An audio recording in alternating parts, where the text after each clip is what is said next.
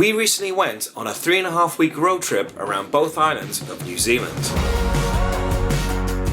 And in this video, I'm going to give you a complete budget breakdown of all the accommodation, the travel costs, and all the activities we did on this trip.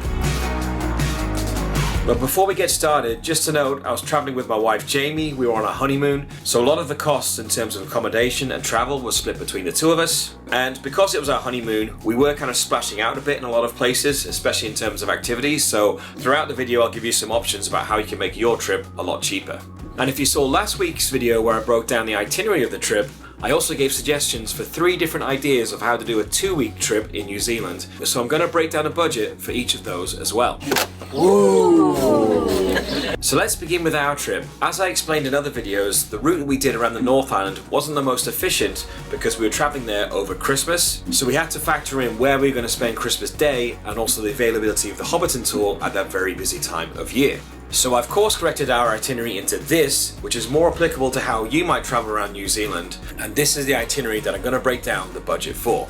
And also, the idea of this video is just to give you ballpark figures to help you start planning and saving for your trip. The cost of your trip will fluctuate a lot depending on how many activities you do and what kind of accommodation you're going to stay in. I cannot stress how perfect this place is.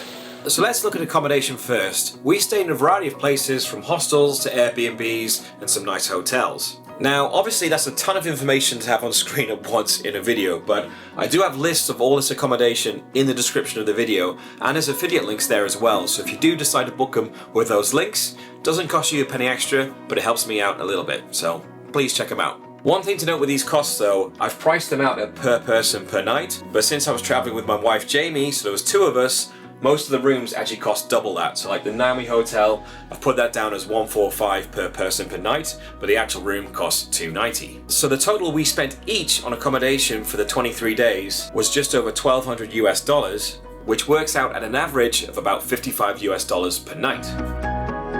Now for travel, we rented out a car for the entire trip from Auckland all the way down to Queenstown. And since it was our honeymoon, we splashed out a bit on a nice SUV rather than just get the cheapest car we could possibly rent. And because we kept the same car from the top of the North Island down to the bottom of the South, we incurred quite a high one-way rental fee. Then we had the cost of the ferry from Wellington to PICTON, including taking the car on it. Plus, as a nice little treat, I upgraded us to the premium lounge, which was an adults only area that included food and drinks, including alcoholic drinks, although if you were the driver, it gave you a special wristband to make sure you didn't order too much. Now, there is a lot cheaper way to do your car rental around New Zealand. The reason we kept the same car for the North and the South Island and incurred those extra fees was because we couldn't get the car we wanted for the dates we wanted, and that's because we were there at the peak of the peak season, because we were there between Christmas and New Year, so New Zealand was not only full of loads of tourists, all the Kiwis were on the holidays and travelling around as well. So the cheaper way to do it is hire a car from Auckland to Wellington, drop the car from Wellington, get the ferry across, and then pick up a new car in PICTON and use that for your South Island leg. Which brings us on nicely to this video's sponsor, discovercars.com, and I've used them not only for our car rental in New Zealand, but many other countries as well. And with Discover Cars, you can compare car rental deals from a wide range of suppliers when booking with them. So let's look up Auckland to Wellington right here. If I search for a car for 10 days for that leg, and you've got a few options here starting at just under $300 US, and if I click on one of them, and you'll notice that even though I'm driving it from Auckland to Wellington, they're not charging me a one-way rental fee. And that's the North Island leg sorted. Let's look at the South Island to get a car from PICTON all the way down to Queenstown. And when you get off the PICTON ferry, it's walking distance to the car rentals there, so you don't have to worry about trying to get a taxi from the ferry to the rental places or anything like that. And these are quite a lot more pricey than the North Island. You're looking around $1,200 US for a car. But if I click through on one of them, you'll see that they're still not charging the one-way rental fee that we had to pay. So if I keep the petrol costs the same, but the PICTON ferry, we're only paying for passenger tickets and not for the car to go on the ferry, then overall, by splitting your car rentals between the 2 islands, the cost that you get is like half the price of what we paid. And a couple of other things to note about Discover Cars.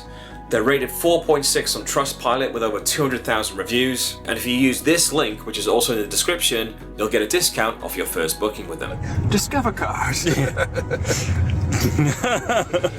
So let's move on to activities, and this is what can really eat up your budget in New Zealand, because every place you go to, there's so many different activities on offer. So before you go to New Zealand, it's really worth doing some research into what activities you actually want to do, so that allows you to save up and budget for them. Because I remember the first time I was there in 2006 doing the extreme budget backpacking, I was in all these amazing places and went, oh, that sounds fun, can't afford to do it. Again, we were on a honeymoon, so we weren't holding back on everything we were going to do. A couple of the more expensive ones on this list are the MILFORD Sound Scenic Flight and the Doubtful Sound Overnight Cruise. You can see MILFORD Sound a lot cheaper if you just do a day trip there, either by driving there or taking a return coach trip from Queenstown. And Doubtful Sound you can also do as a day trip, which is a lot cheaper than the overnight cruise, although it's nowhere near as good. This is worth the price of admission alone. This is just unbelievable. So in total, we spent nearly $3,000 each on all the activities that we did in 3.5 weeks. So yeah, not cheap, but this is like the extreme version of going all out every day. You can bring this cost down a lot by spending more of your days on your trip doing things like hiking, which is free. So let's add all those costs up, and this is based on using the cheaper car rental version where you have one car for the North Island and one for the South, and that gets you a total of $5,000 each for 3.5 weeks. Now, I haven't included spending money on things like drink and food, because honestly that's like how long is a piece of string. If you're just staying in hostels or in a camper van, you can self-cater for every single meal, or you can go the other way and eat out for every meal, buy lots of wine, go out drinking, and your costs are going to skyrocket. Now, if you're going to be backpacking and just staying in dorm rooms, the average cost for a bed in a dorm room is about 50 New Zealand dollars per night. So if I switch the accommodation to that, I've immediately saved you 1,000 New Zealand dollars for the trip.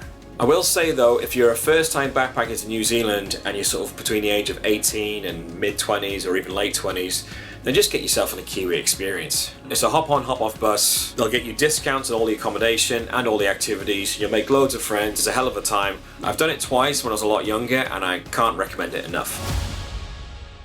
Okay, so that's how much our expensive honeymoon cost in New Zealand over 3.5 weeks. But what about those 2-week itineraries I came up with in the itinerary video? So this was based on the idea that it's your first time visiting New Zealand and you can only get 2 weeks annual leave, but you still really want to go. How can you squeeze in as many highlights as possible in that short space of time?